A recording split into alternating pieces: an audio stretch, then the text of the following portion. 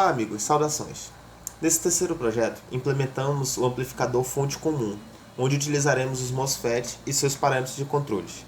Vamos analisar o circuito amplificador do bloco de saída até o espelho de corrente do circuito, no transistor M1. A tensão VDD aplicada ao divisor de tensão tem por função ajustar a componente CC da tensão VGS e, consequentemente, o valor da corrente ID. O capacitor C isola o nível de tensão contínua no nó B, mas é bastante grande para representar um curto-circuito, para sinais de frequências nas faixas de interesse. É esse transistor que recebe o sinal de entrada do amplificador. Os transistores M3 e M2 formam um espelho de corrente, ou seja, a corrente que passa por um deles, por exemplo, é copiada para o outro. A função desse espelho de corrente é fornecer a corrente de polarização para o transistor M1, que recebe o nosso sinal de entrada, como já foi comentado. O transistor M8 está na configuração fonte de corrente, onde a corrente que atravessa é a corrente que será copiada. A saída do transistor M1 é ligada ao transistor M4, onde a sua configuração é a de um amplificador. O transistor M7 é responsável por estabelecer o nível de IDS necessário para o funcionamento do transistor.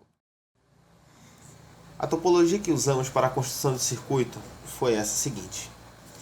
Essa topologia permite o aterramento da fonte source, evitando a necessidade de um capacitor bypass da fonte, o qual deve ter, na prática, um valor elevado.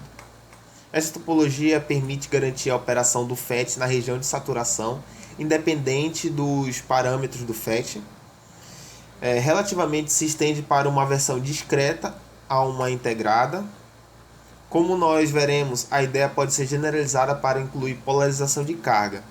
E o resistor de dreno para gate representa diretamente a ideia de realimentação.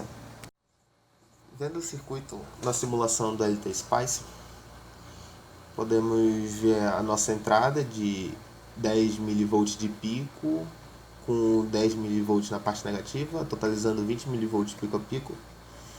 E a nossa saída total com 13 volts de pico superior e basicamente entre 5 e 6 volts de pico inferior, como veremos em tela cheia. Aqui, basicamente entre 5 e 6 volts na inferior e superior 12 e 13 volts.